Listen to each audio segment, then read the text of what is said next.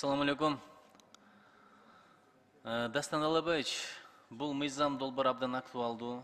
Шында эле биз мүмкүнчүлүгү чектелген адамдардын укугун дагы да кеңейтиш керек, мүмкүнчүлүктөрүн камсыздаш керек. Бул абдан маанилүү. Мен мыйзам долбоорун колдойм, бирок бул жака азыр Ички иштер министрлигинин өкүлү, министрдин орун басары келип атат. Ошого бир суроо берип коеюн дедим эле.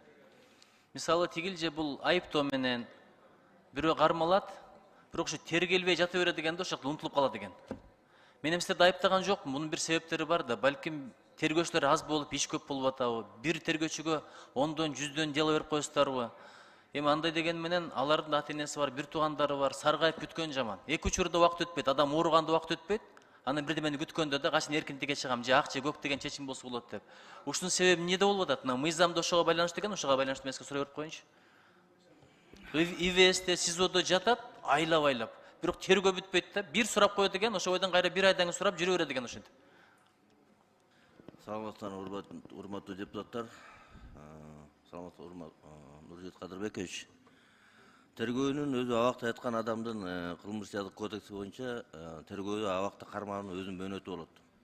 Ар бир мөөнөт сайын, ал жерде мөөнөт чыккан сайын аны узартып, прокурор жана тергөө судьясы тарабынан ал кармалуу мөөнөтү узартылып турат. Эгерде негизсиз тергөө амалдары жүрбөй, тергөөчү негизсиз камоону узартууга барган болсо, тергөө судьясы аны отказ берет. Андай случайлар бар да. Анан тергөөнүн созулгандан себептерин айтып кетейин. Берден тергөөчүнүн айыпталуучу бир жолу сурап, анан кийин тийиштүү экспертиза назначение болот, башка күбөлөр суралат, башка документтер да чогулат. Ошол убакытта айыпкер суроонун кажети жок болот. Бүт баары чогулуп бүткөндөн кийин, анан кийин баары далилдер болгондон кийин анан айыпкер алып чыгып сурап, акыркы бүтүмгө келет. Эгерде ушундай одуно жөн жаткан иштер боюнча фактылар берсеңиз, биз өзүбүзчө териштирүү жүргүзөлүк, тергөө кандай жүрүп аткан боюнча. Туура, мен дагы бир жолу айтам, балким объективдүү себептер бардыр. Тергөөнүн бардыгын азыр сиздерге берип койдук. Мына прокуратурадан алгандан кийин алдыңыздар да, балким бир тергөөчүгө көп иш болуп калып атабы? Мунун бир объективдүү себептери бар да. Мен деле мамлекет кызматы иштегенмин, кээде аябай көп кагаздар келет, үлгүрбөй чачыңа карат да, узартып жүрө бересиң. Ушуну бир чечпесек болбойт, анткени адамдын тагдырлары да. Аяка жылаандын баласы да түшпөсүн деп айтып чыгышат киргендер, эми Кудай бетин ары кылсын. Анан иш сотко өткөндөн кийин да көрүп атабыз. Алар да бир айда бир сурап коюп, анан бир экспертизаны тиянага чыга элек деп, эксперт болсо сөзүн экспертиза кылат экен, жазган экспертиза кылат экен. Ал экспертиза бүтүрмөй сайын жүрө берет экен. Бирөө башкача, экинчиси башкача, карама каршы чыгып калды, үчүнчүсүн дайындайт экен, сөзүн бир экспертизадан өткөзүп бер деп. Эми ушуларды кантебиз, урматтуу ген прокурордун орун басары? Айтыңызчы. Эми адамдын тагдыры да. Ошол жакта камалып, кээде өзүбүздү деле ордубузга коюп көрүш керек да. Жакындарыбыз, балдарыбыз ошондой болсо эмне болот эле, Кудай бетин ары кылсын. Эмпатия деп коет эмеспи? Саламатсыздарбы, башкы прокурордун орун басары Бүткан Нургазиевна. Сиздин айтып аткан сөздөрдүн негизи орду бар, бирок ар бир адамды күнөөлүү деп табыш, өзүңүз билесиз, өкүм чыгарыш үчүн сөзсүз түрдө ар бир иш толук кандуу изилдениш керек. Сиз айтып жаткан ар бир мисал үчүн жана Ички иштер министринин орун басары да белгилебедиби? Ошол каралып жаткан иштин ар биринин мөөнөтү бар, кароо мөөнөтү бар. Кодексте так даана көрсөтүлгөн. 1 айлык, 2 айлык, сотто кайра 2 айлык мөөнөтү бар да.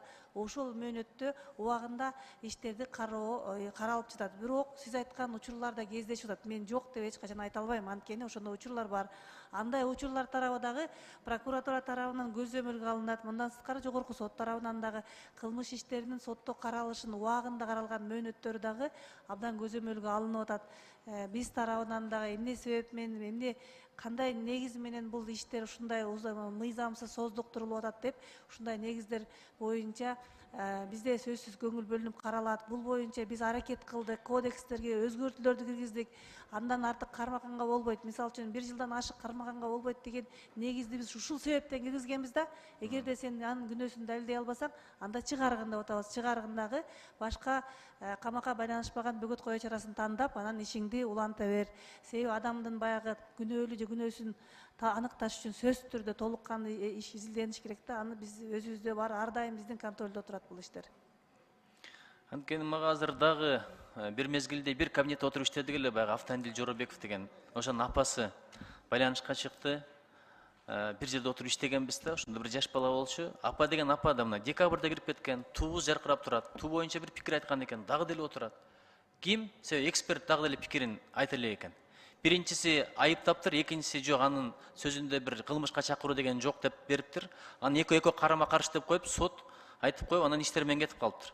Кээ бир судьялар болсо жөн эле камакта калтырып туруп, өздөрү отпускага чыгып кетет экен. Отпускадан келгенчекте каралбайт экен. Эми адамдын тагдырын мындай ойнобош керек да бир. Бул мышыктын баласына да мээрим керек да. Ушунун жагын бир караңыздарчы. Чогуу иштейли, эмне кылалы, мыйзам долбоор керек болсо аны айтыңыздар. Адамдын тагдыры ушундай талкаланган жерде дайыма наразылык болот, каргыш болот. Атанын, апанын, баланын каргышы бар дегендей. Ушуну бир эске алып коюңуздарчы. Мен да жардам бергенге даярмын. Көзөмөлгө алабыз, мен билдирем атайын органдарга.